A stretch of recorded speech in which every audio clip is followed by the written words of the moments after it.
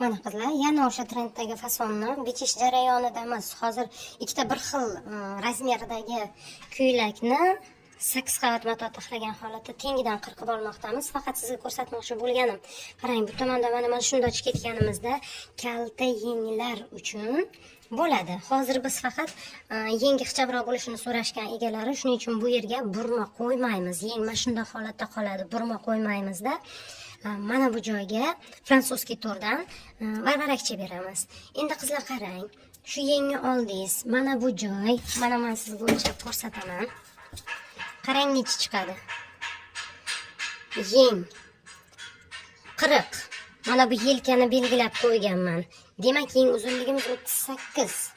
Choksiz, hali bu chokka kirganda 35 ga tayyor bo'lib qoladi. Mana shu holatda. Xullaski, uzun yeng qilmoqchi bo'lsangiz, uloq tushib qoladi-ku. Uloq tushmasligi uchun mana frizelindan chizib ko'rsatib qo'yaman qizlarjonlar. Mana shuni olasiz. Olib mana bu joyga mana to'shab olasiz, solib olasiz.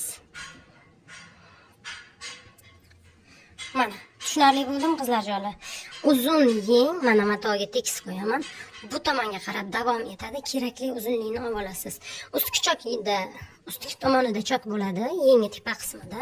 U chokka metrajli xrustallardan, chiroyli bezaklardan yoki ingichka krujvalardan qo'yib yopib olsalaringiz juda chiroyli yeng bo'ladi.